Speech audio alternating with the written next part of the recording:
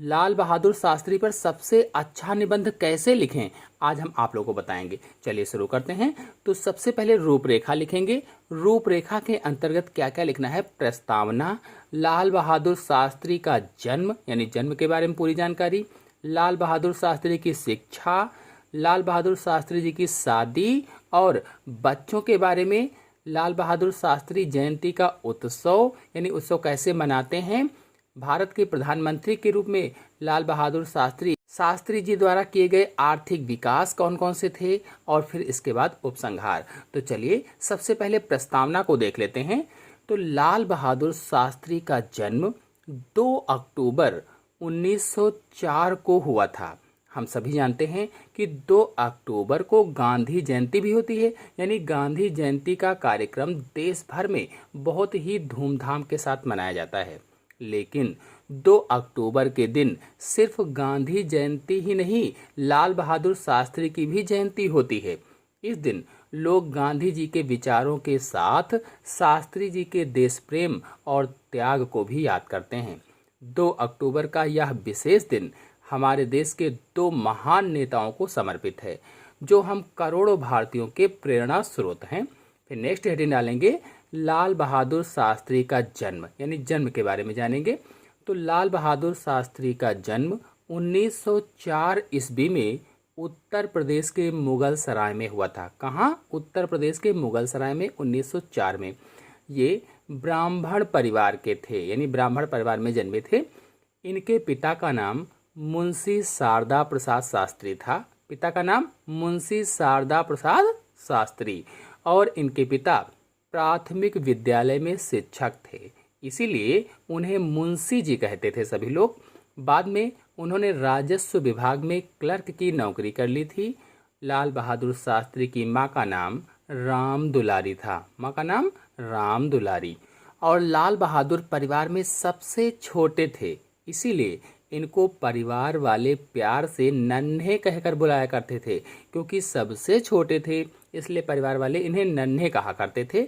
जब ये 18 महीने के थे तब इनके पिता का निधन हो गया, यानी 18 महीने के जब ये थे तब इनके पिताजी की मृत्यु हो गई। इनकी माँ राम दुलारी अपने पिता हजारी लाल के घर मिर्जापुर चली गईं। फिर नेक्स्ट हेडिंग डालेंगे, लाल बहादुर शास्त्री की शिक्षा।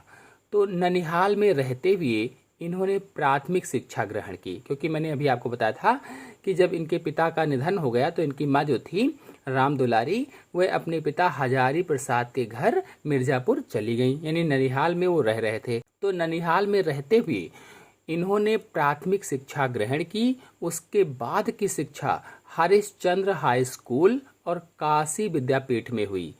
काशी विद्यापीठ से शास्त्री जी की उपाधि मिलने के बाद इन्होंने जन्म से चला आ रहा जाति सूचक शब्द श्रीवास्तव हमेशा हमेशा के लिए हटा दिया और अपने नाम के आगे शास्त्री जी लगा लिया। शास्त्री जी, इसके पश्चात शास्त्री जी शब्द यानी शास्त्री शब्द लाल बहादुर के नाम का पर्याय ही बन गया, यानी इनको सब शास्त्री के नाम से ही जानने लगे। फिर नेक्स्ट हेडिंग डालेंगे, शास्त्री जी की शादी और बच्चे।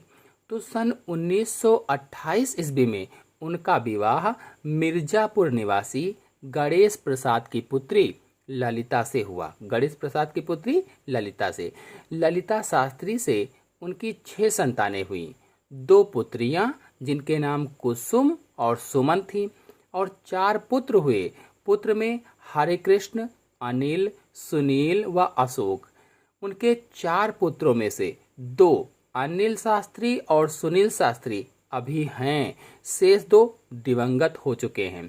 अनिल शास्त्री कांग्रेस पार्टी के एक वरिष्ठ नेता हैं, जबकि जो सुनील शास्त्री हैं भारतीय जनता पार्टी में चले गए हैं।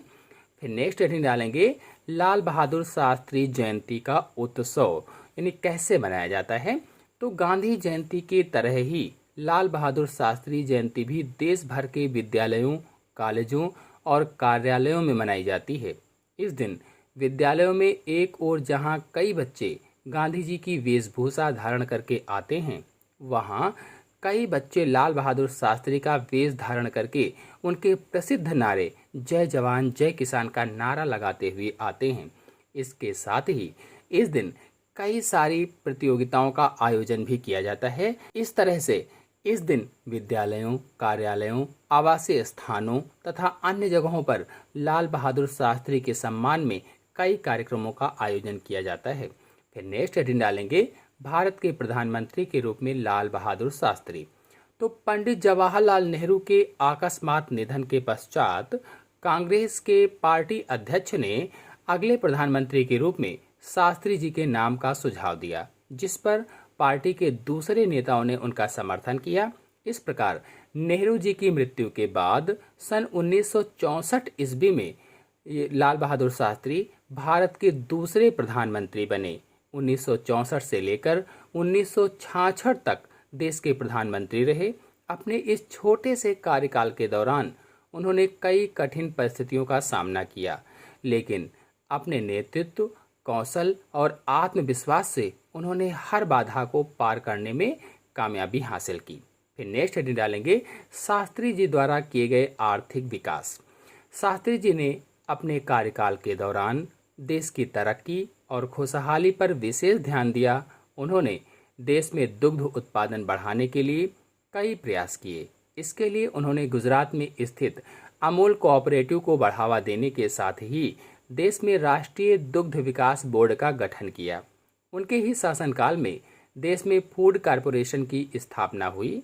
अपने इस 2 वर्षीय छोटे से कार्यकाल में उन्होंने देश के किसान और मजदूर वर्ग के हालात सुधारने के लिए कई फैसले लिए, जिसने देश को तरक्की की एक नई दिशा दी। नेक्स्ट लिखेंगे, लाल बहादुर शास्त्री की मृत्यु।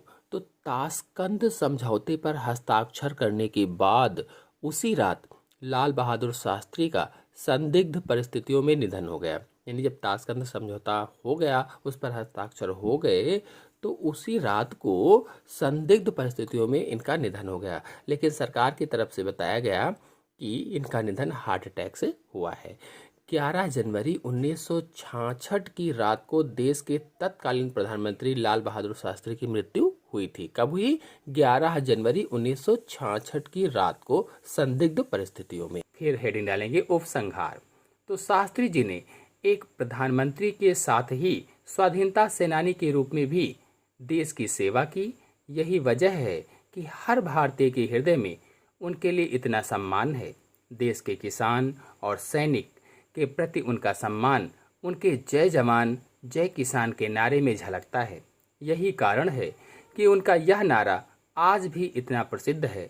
2 अक्टूबर का यह दिन हम भारतीयों के लिए बहुत ही महत्वपूर्ण है, क्योंकि इस दिन हमारे देश के 2 महान व्यक्तियों का जन्म हुआ था, जिन्होंने देश की आज़ादी और विकास में अपना अहम योगदान दिया। इसलिए यह दिन हमारे लिए दोहरे उत्सव का दिन होता है।